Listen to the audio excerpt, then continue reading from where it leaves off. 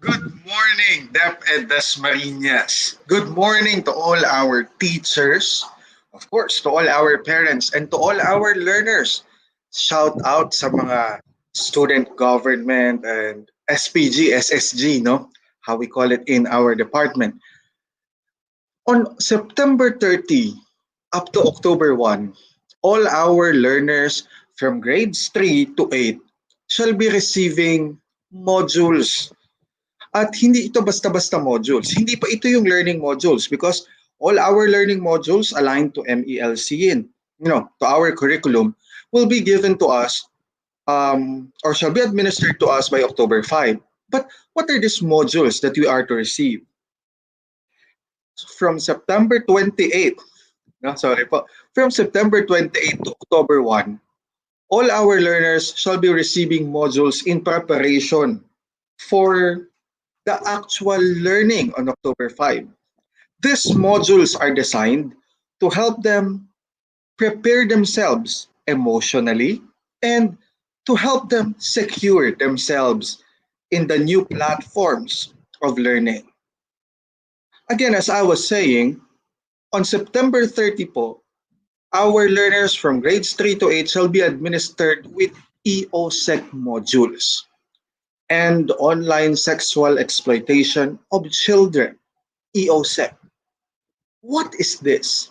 And how important that our children gets to be familiar and they have to be administered with these modules in preparation for their October 5 home-based learning. This morning, we will be joined by our heroes from the Philippine Children's Ministries Network.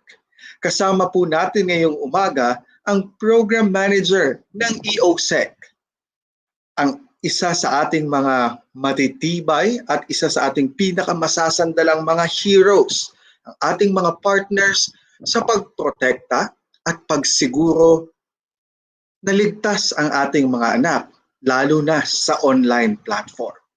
Ladies and gentlemen, joining us this morning is Miss Garicel Garina. Good morning, Miss Garicel.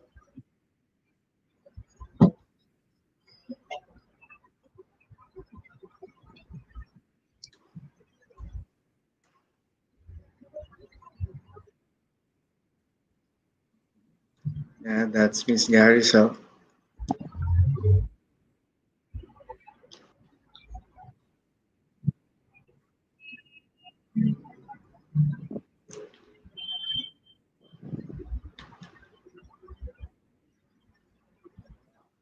Miss Garicel, good morning po.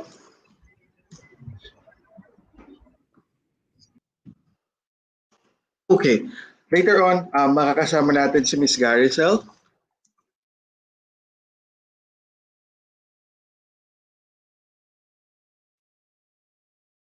Oh, okay. So, what is this EOSEC and how important that our learners could get to be familiar and that they should be administered with these modules. What is this preparing it to be? But before that, bago po natin ibalik si Miss Garicel, isa sa ating mga heroes sa DepEd Dasma, we would like to greet all our mga lingkod bayani, mga kasama natin sa division office who are celebrating their birthdays. So, join us in greeting our birthday celebrants. Let us all watch this video.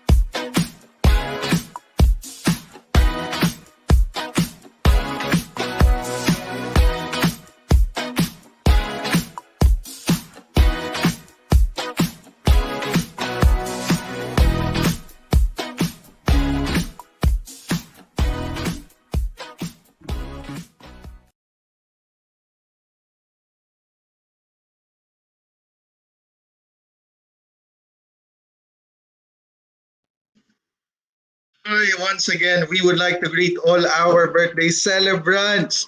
Talaga naman from Dr. Carls, Sir Ryan, Sir Filio. Of course, greetings are good, but we need food. To all our teachers also who are celebrating their birthdays for the month of September, we greet all of you a happy birthday. Marami pong salamat dahil kahit birthday ninyo ay patuloy po kayong, working and surviving and doing and giving your best to ensure that our learners are being championed in this time of pandemic. Nakakatuwa po, no? That, ba, ba, ba, ba, ba. When it's lives, anything could happen. We are still connecting with our guests at the moment. But for now, I would like to ask all of you, especially yung ating mga learners from the schools, not only the learners, but also the teachers from the schools na talagang naging involved na sa EOSEC. What do you know about EOSEC? Comment them down below if you know what EOSEC is about. What is, top of mind? What comes to your head when you hear the word EOSEC or the acronym EOSEC? Just comment them down. And to all our parents, you are free to ask your questions by commenting them down below. Hello! Hi, Mami Tess Del Mundo. Happy birthday daw po sa ating mga teachers.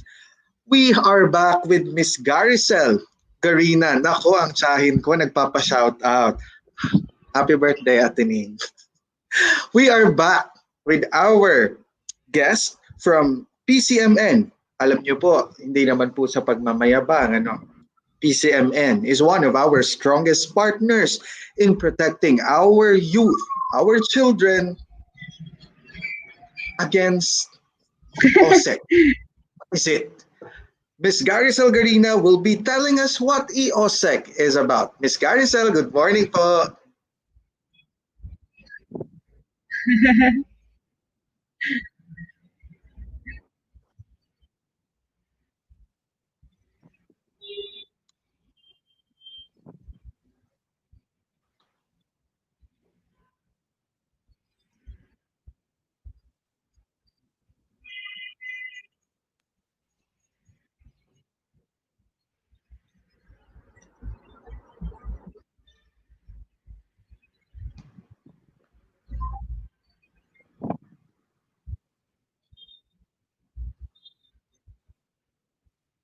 Hello, good morning. Can you hear me? Yes, ma'am. Okay ba yung boses ko or putol-putol?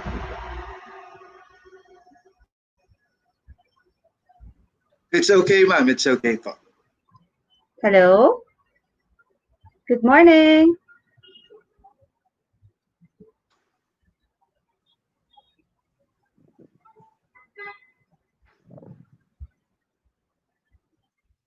Sir Maki, can you hear me?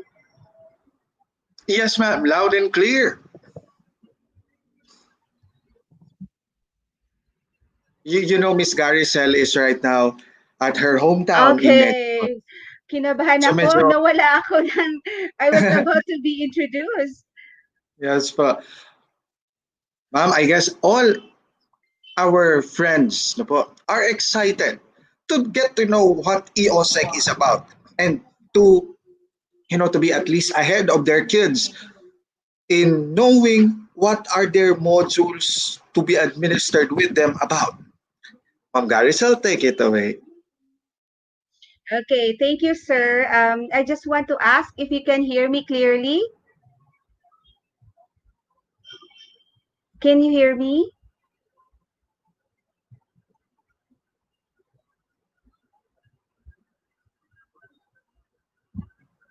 Yes, Miss Garicel, it's clear po.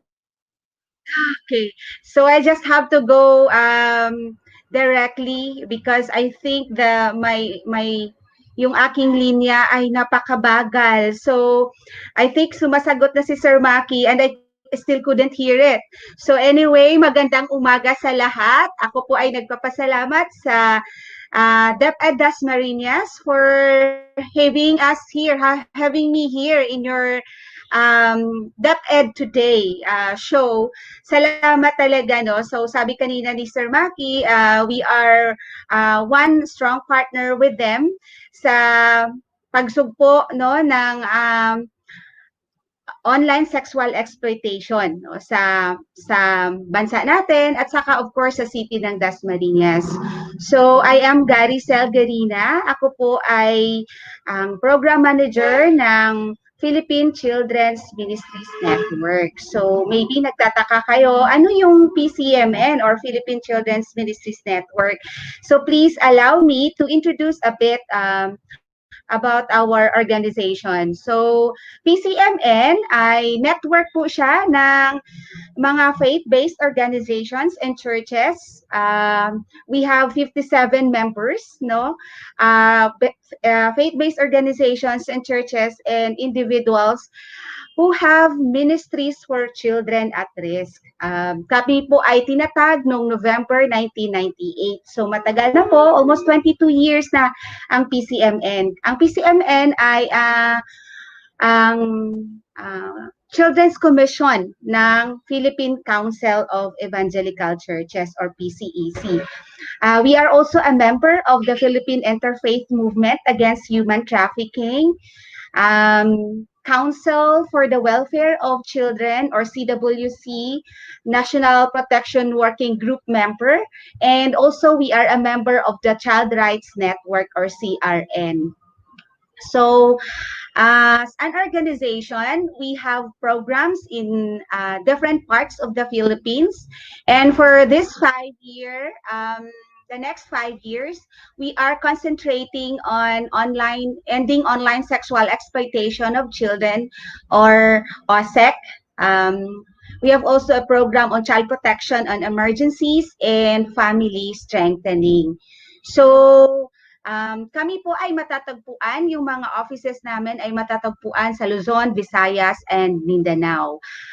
When I say offices, I mean network members, no, in different parts of the Philippines. So we have networks in Luzon, here in Manila, of course, this is where we are, yung main office namin. We have in Visayas, which is in Samar, and then Bacolod, and we have also in Davao and in Iligan.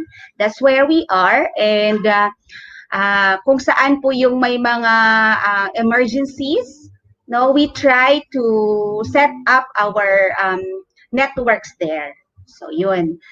So it's a national organization. So bakit kami nakafocus sa mga kabataan, no? Because we believe God has a special design for children, no? They are important in God's eyes. So ito po yung pinaka-driving force namin why we are doing this, no? Why we are doing services and ministries for children, because we believe that God created children with dignity and worth. So each one of them is created in the image of God. Thus, we need to uphold their dignity and worth. Next, we believe that children need the love and care of the family. No? So yung mga kabataan na medyo at risk, no, they cannot thrive without the parents or adults taking care of them. No, that's why we have this program, no, hindi lang OSEC, but we have all the other programs as well. But the main project that we have at this time is OSEC. And then we also believe that children are God's gift to humanity to care for. No? We also believe that society has a responsibility to care for children and their families. This is our moral and civil responsibility.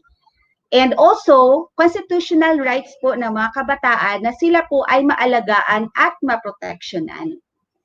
And we also believe that children are promised of hope to the next generation. They are the future leaders of our society. So, can you imagine a nation without children? Puro na matatanda. Sino yung susunod, no, sa kanila? No, paano mag-continue yung existence ng isang bansa kung walang mga kabataan? No, sila yung mga future generation natin at future leaders ng isang bansa.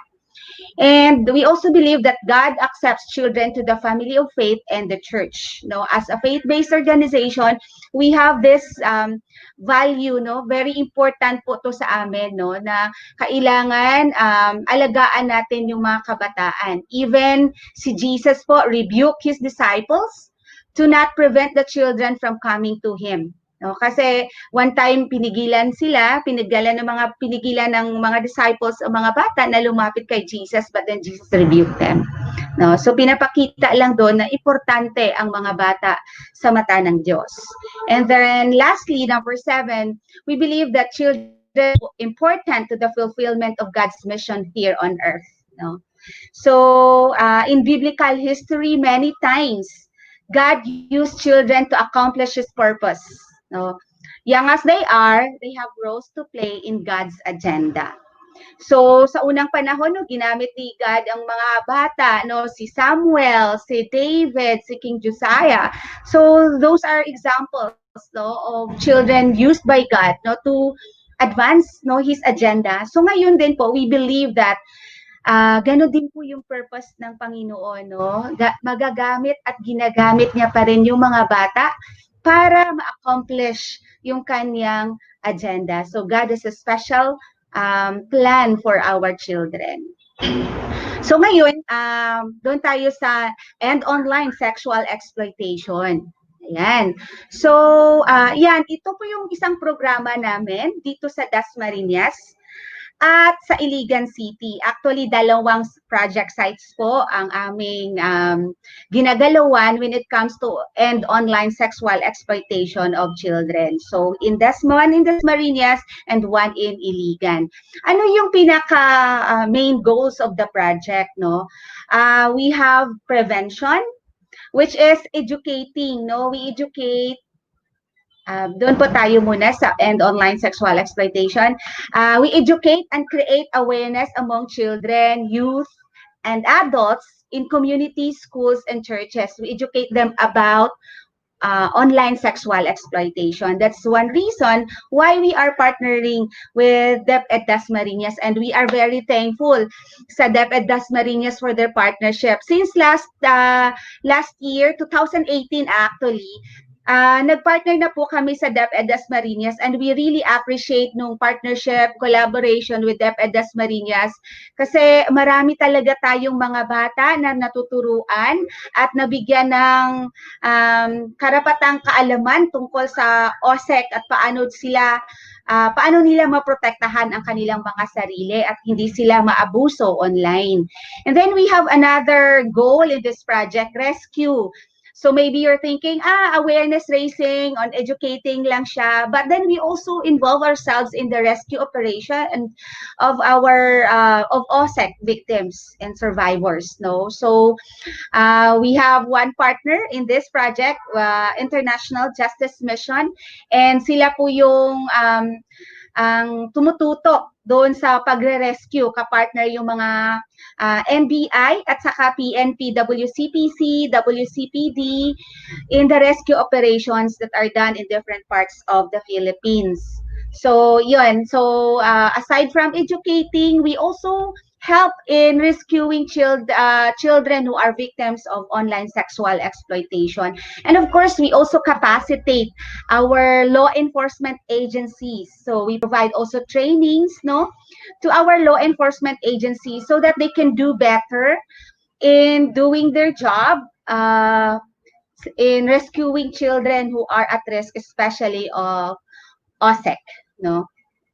And then we also have another goal that we have is restoration. So we partner with OSEC assessment centers and shelters, no, in taking care of those OSEC survivors, victim survivors. So we provide financial help so that they will be given holistic psychosocial intervention, holistic treatment, no? Para sila din po ay ma-heal at ma-restore at sila po ay makapag-aral at makabalik sa normal na buhay. Yun po yung tatlong main goals ng project na to. So we do not only create awareness campaign, education, but we also help in the rescue and the restoration of OSEC survivors.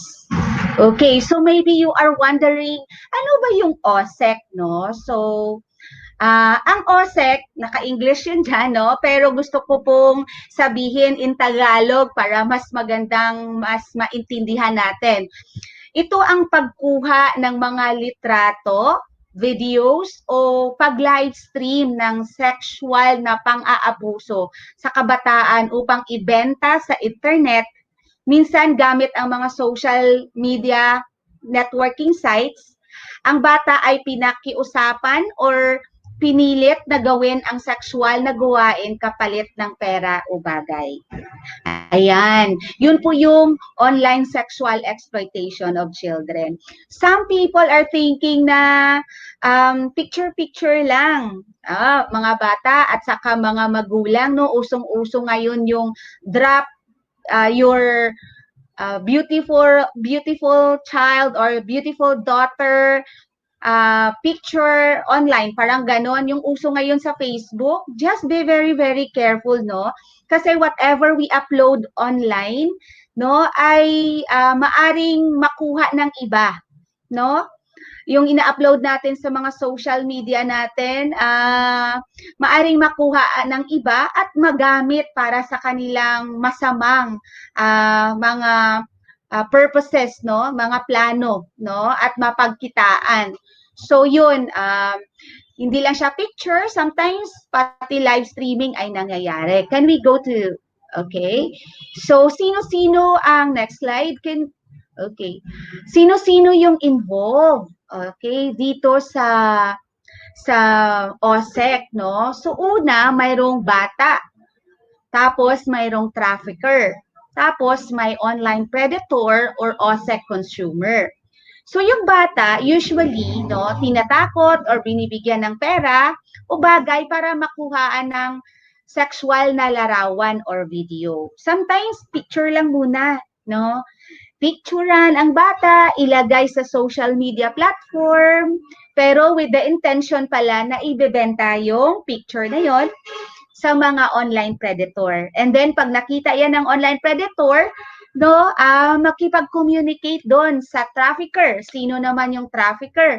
Itong direktang nagbebenta ng sexual na larawan o video ng isang bata online. Kadalasan ay malapit o kakilala siya ng biktima. So ang trafficker, siya yung naglalagay, nag-upload ng pictures or videos online. Tapos siya yung nagko-communicate, no, doon sa buyer.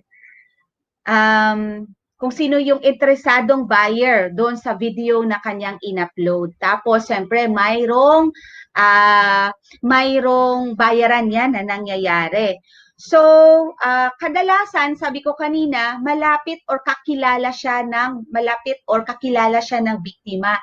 And it's sad to say, no, na ang mga traffickers ngayon ay hindi ibang tao, kundi minsan magulang mismo ng isang bata. No? Ayon sa recent survey ng International Justice Mission na partner namin, ayon sa kanilang survey and research, no, 41% no ng mga traffickers ay magulang, 42% ay mga kamag-anak, no. Ganon kalala ang nangyayari sa online sexual exploitation. So ang bata ay binibenta ng sarili niyang magulang or ng kamag-anak online. Okay? Sino yung another person dito sa OSEC? Of course, yung ating online consumer or predator. Siya yung bumibili ng sexual na larawan o video ng isang bata online. So siya yung nagko-communicate doon sa trafficker at nagpapadala ng pera pag nakita nyo through money remittance channels, no? Tapos, so patuloy po yan, i-upload ng trafficker yung mga pictures, ang live streaming no ng bata online, and then panuorin or kunin ng predator at saka bayaran yung trafficker. Ayon sa report at saka sa research, itong OSEC ay napakalaking online crime na nangyayari at malaking negosyo para sa mga masasamang tao. Nalampasan na nila yung mga profits even ng drugs, no, as reported last year. No, because this is not only happening in the Philippines, but this is also happening worldwide, no. So yun po yung tatlong elements na nakikita dito sa online sexual exploitation. Ang bata, ang trafficker, at ang online predator. Okay, sige. So, sino-sino naman to ang mga batang nabibiktima? Ito, pakita ko lang sa inyo yung kanilang common characteristics, no?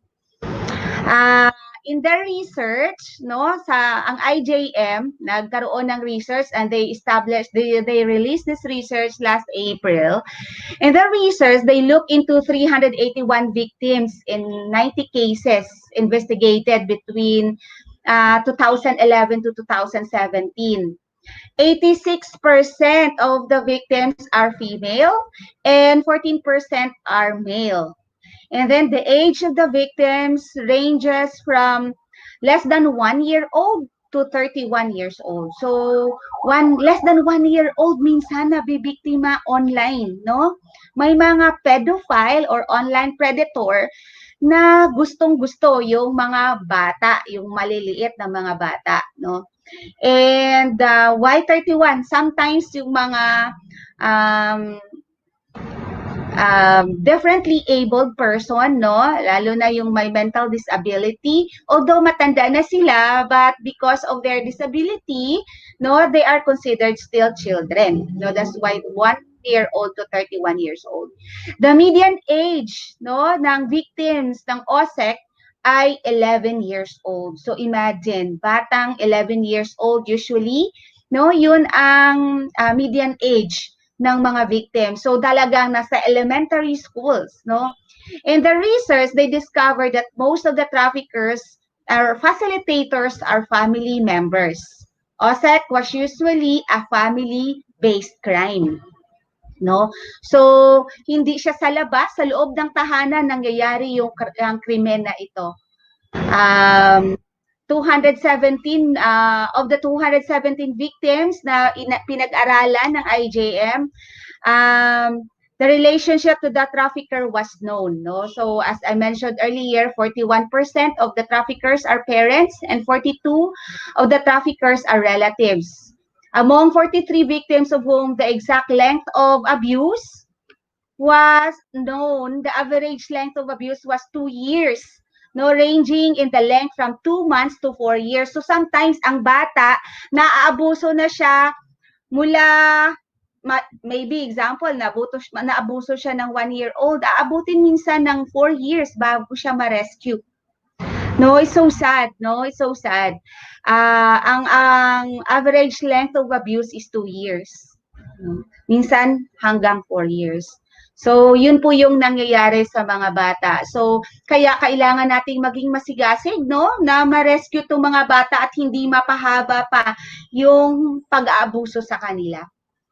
So, during this lockdown, according to IJM COVID-19 OSEC brief, no, ang COVID lockdown ay nag-create ng perfect storm for increases in online sexual exploitation of children. Can we go to the next slide, sir? So, no, bakit naging perfect storm, no? Kasi ang mga online predators, naka-quarantine din sila.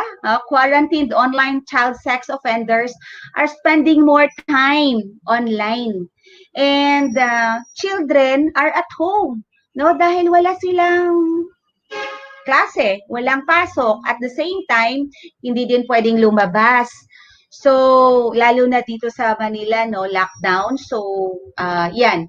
So, naging perfect storm siya. Pati yung mga predators and saka traffickers are at home. And the traffickers often spending time with their children na kanilang binibiktima. So, walang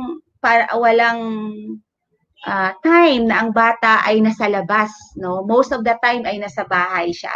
And because of this lockdown, no, maraming mga OSEC cases ang na-rescue, no, during this lockdown. Okay.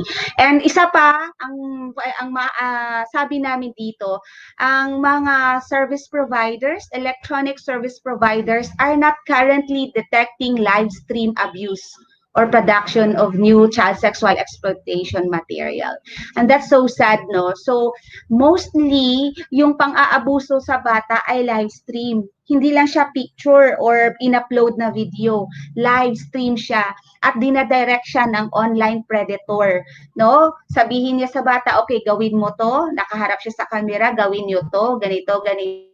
So, dinidirect niya kung ano yung gusto niyang mangyari sa bata, no? And then, minsan, may mga kapartner ang bata na ginagawa yung mga sexual acts in front of the camera. Ayan. So, yun po yung online sexual exploitation of children na nangyayari sa ating mga kabataan.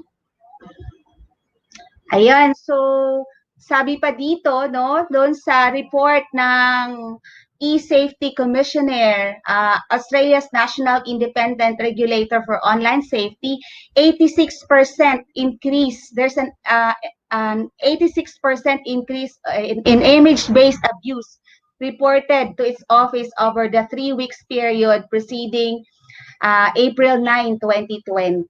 No? So dumami na yung image-based abuse na na-report to sa Australia. And there's a significant increase in the downloading of CSEM or child sexual exploitation materials and attempt, no, doon sa pag-access ng mga websites, no. Nagkaroon nga ng crash o nagkaroon ng sabi dito, child sexual abuse sites crashing in recent weeks due to the increased volume of traffic. So dumami yung gustong mag-access ng mga child pornographic materials. No? Yun po yung nangyayari during lockdown. So that's why kami ay lalong naging masigasig na magkaroon ng programa, na magkaroon ng awareness campaign, no, sa mga schools at saka sa mga churches, sa communities, no, we partner with them para po maprotektahan ang ating mga kabataan, lalo na ngayon na mayroon tayong COVID-19 pandemic at ang mga eskwelahan ngayon ay hindi na face-to-face, no, but online platform na ngayon ang ginagamit mostly. So lalong na-expose yung mga bata sa online, no. So thereby lalo din sila mas mataas yung kanilang probability of being exposed to online predators. Kaya importante na kailangan talaga natin pag-aralan kung paano maprotektahan ang mga kabataan natin, lalo na sa online sexual exploitation. Okay, so according to UNICEF report in 2016, ang Philippines po yung dubbed as the global hotspot for online sexual exploitation of children. Ayan. So, that's the 2016 na report ng UNICEF. And until now, we hold the same title. No, ang Pilipinas po ang epicenter or global hotspot for online sexual exploitation of children. At it's so sad, no? Sa lahat po ng titulo na makuha natin, ito pa yung titulo na nakuha natin, no? Number 1 in the whole world when it comes to online sexual exploitation. So ayan, nabigyan ko po kayo ng big picture kung bakit, kung ano ang OSEC at kung bakit kailangan nating maging masigasig sa pagbigay ng kaalaman tungkol sa online sexual exploitation. So kami po ay nagpapasalamat sa DepEd Dasma for this partnership. Since last year po, nagkaroon na po tayo ng partnership sa kanila, and sa program namin noon last year na eliminating online sexual exploitation of children, we were able to reach actually 3,000 plus students, no, in schools, plus also in communities and in churches. We also partner with the SKs, with the local government in educating children about online sexual exploitation. But this time, we are very blessed, no, and very honored na nagpatuloy yung partnership natin sa DepEd Dasma in educating our children. At nakakatuwa po dahil nagkaroon po tayo ng partnership kung saan ang Safety of Children online module natin ay pag-aaralan ng ating mga kabataan sa eskwelahan mula grades 3 to grade 8, no? Sila po yung mga recipient or sila po yung mag-aaral ng module na ito. So ano po ba yung module na ito? Ayan, so Safety of Children online module, no? So dito dinefine lang po natin kung ano po yung online sexual exploitation tulad ng binasa ko kanina. Ito yung pagsasanay din, ang module na to ay ang pagsasanay ng EOSEC module ay isang pamaraan ng mga kaanib upang pataasin ang kaalaman at kasanayan ng isang kabataan upang maproteksyonan ang sarili sa pamamagitan ng paglipat ng kasanayan at kaalaman ukol sa OSEC sa isang bata. No, ito yung purpose natin. So we have to educate our children, no, about online sexual exploitation at paano nila maprotektahan yung sarili nila, no, para hindi sila maabuso online. Ito po yung mga laman. Okay, tingnan natin kung ano yung mga laman ng ating module. Ayan, so session 1 po, pag-aralan ng bata kung ano yung kahalagahan niya bilang isang bata. So nagsisimula po tayo sa very basic. Sino ba siya? Gaano po siya kahalaga? Okay? So tinuturuan natin yung bata, yung importance, yung value niya kung sino siya, no? Yun ang session 1. So ang pamagat ng ating session na to ay ako ay mahalaga, no? So ang module na to ay mayroong 9 na session, no? So unang session, ako ay mahalaga. So pag-aralan ng bata, no, kung gaano siya importante sa harap ng Diyos, kung paano siya ginawa, no, na siya ay may dignidad at may halaga.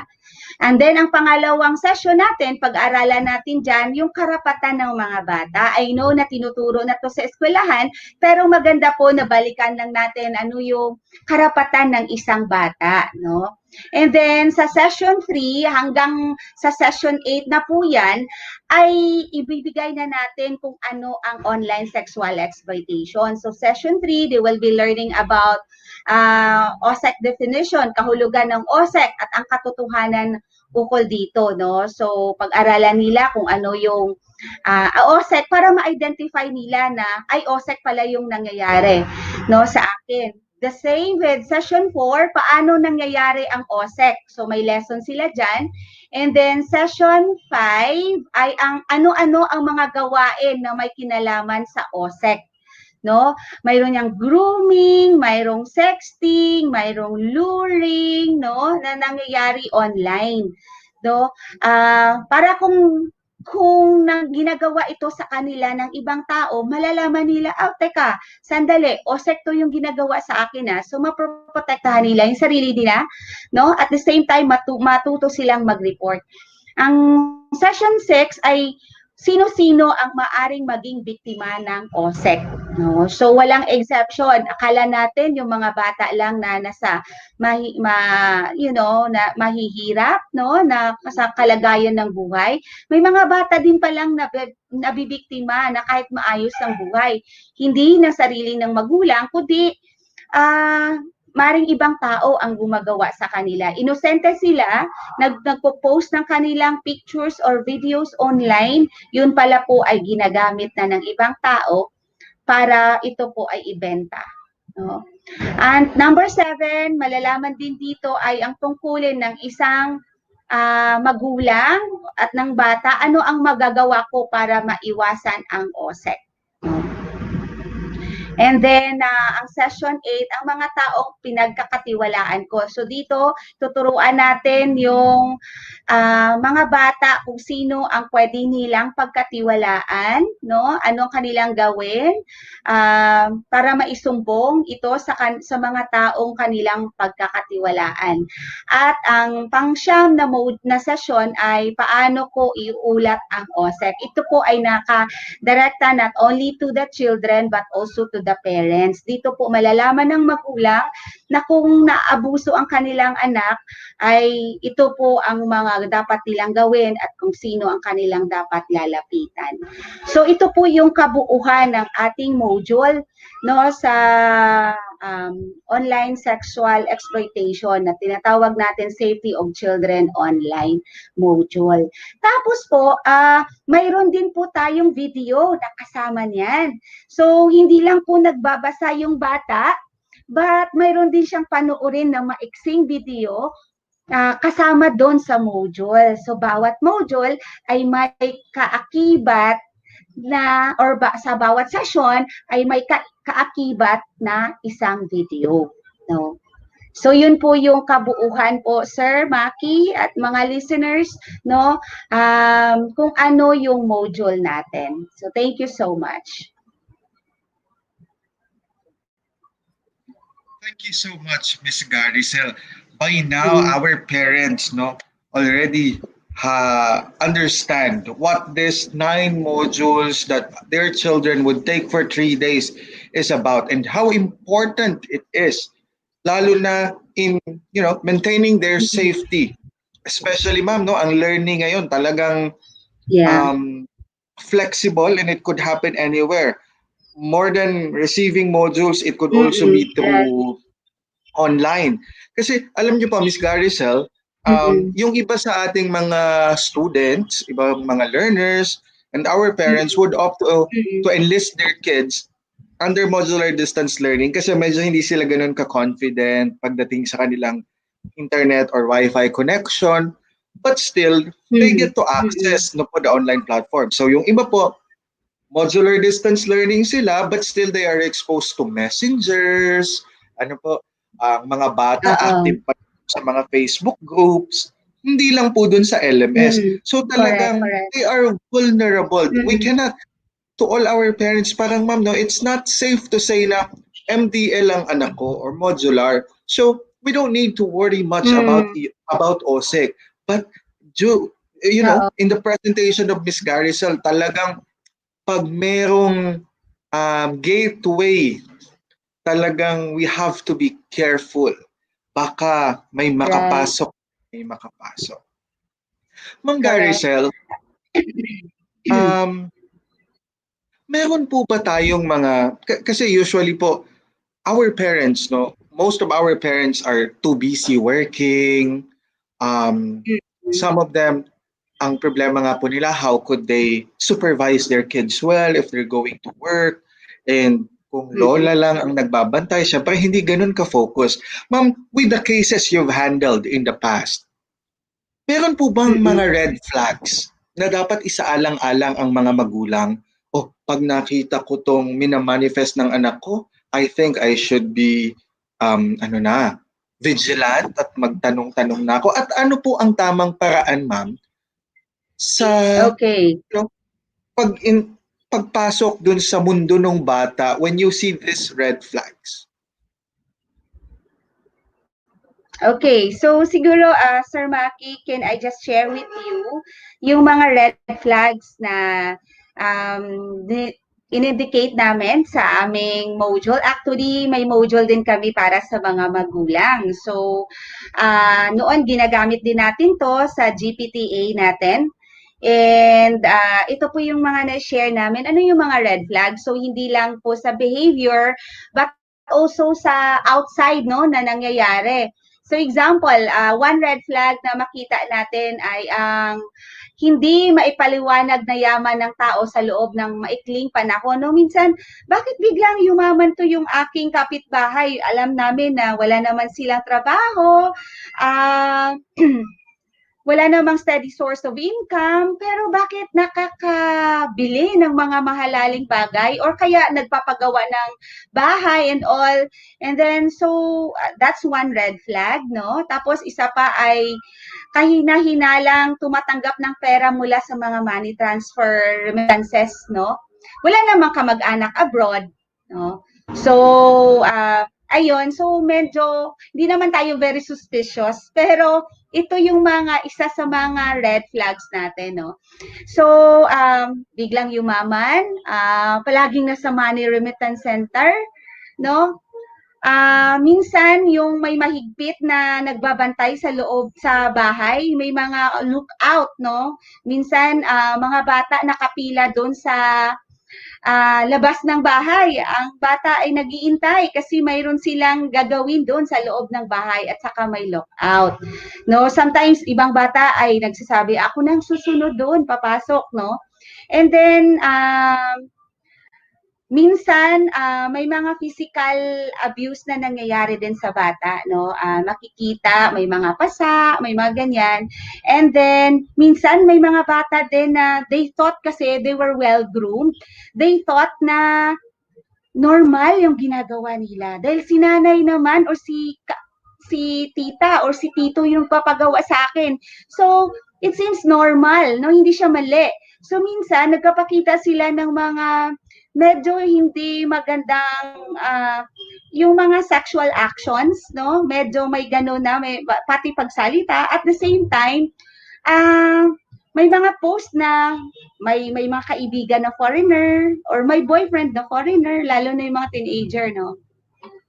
Na sila pala yung mga nag-groom. I'm not saying that lahat na to ay pag may boyfriend na foreigner ay OSEC na, hindi naman, no? Pero ito yung mga senyales at saka sa bata naman may malaking pagbabago sa pag-uugali, no?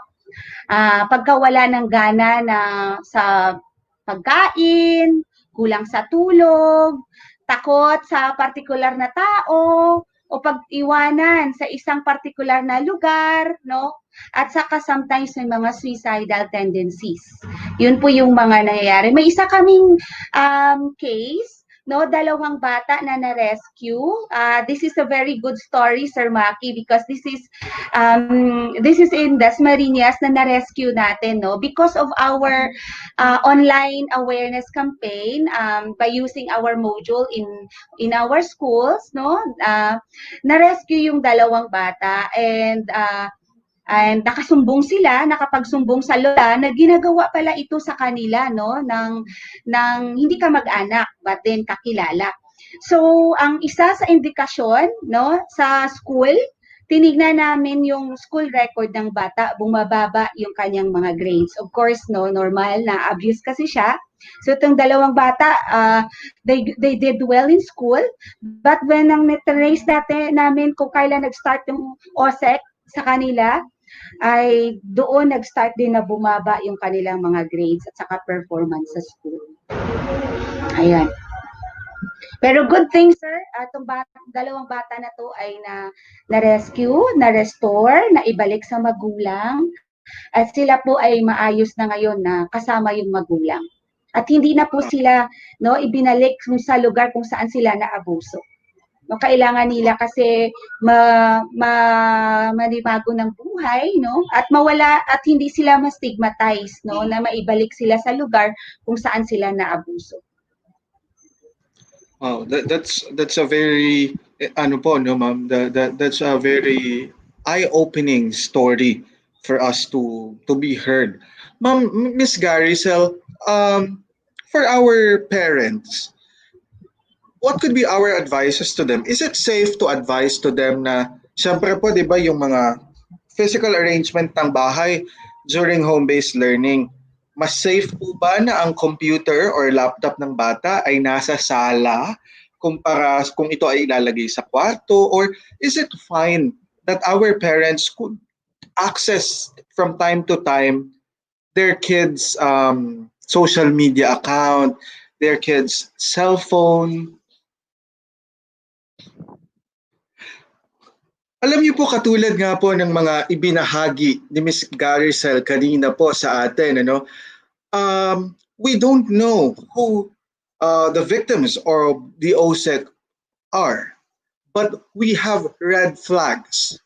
And it's special, or I mean, it's fundamental for all our parents to be vigilant about their kids' activities, especially in the online world. Let's just wait for Ms. Garicel to be reconnected. Okay. So,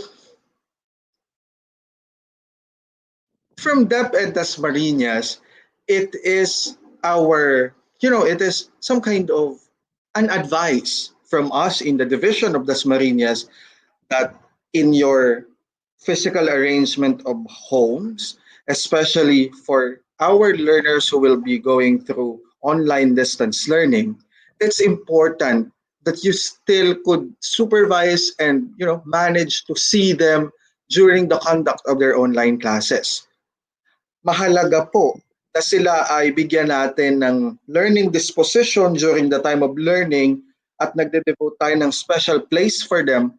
But for our young learners, it's important that we place them inside in our house na nakikita pa din natin, because we trust our kids, but we cannot trust elements that could, enter, that could get into their accounts, especially now that they have their own social media accounts. And have an open communication. Lagi pong bukas ang komunikasyon ng magulang sa mga anak. Minsan po kasi magkukwento pa lang ang ating mga anak, "Mama, alam mo ba, may nag-add sa akin." Naku, wag mo nga akong anuhin. If our kids would experience such with us, the next time they'll open up, I believe they will be afraid to do it. Dahil parang sa tuwing nagkukwento siya, ay medyo galit naman ang aking magulang. So let's find time to listen to our kids. Let's find time, to guide them. And, Facebook alone, they don't allow minors to have their own account. So I guess it's fine that from time to time, for educational purposes, you too could get to access their own accounts. Bata pa po kasi sila, they should still be guided. Mahalaga po na nakikita niyo din po kung sino po ang kanilang mga kausap sa kanilang messenger. And if you get to see some suspicious messages requests, we have to act on it right away. Ms. Garicel, are you back?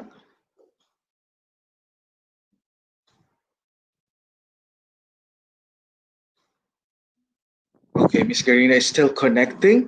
And we are so grateful in DepEd Dasmariñas to have PCMN as one of our partners in protecting our students, our pupils, especially in the online platform. Mula po sa lungsod ng Dasmariñas, kami po ay nagpapasalamat sa lahat ng bumubuo ng PCMN.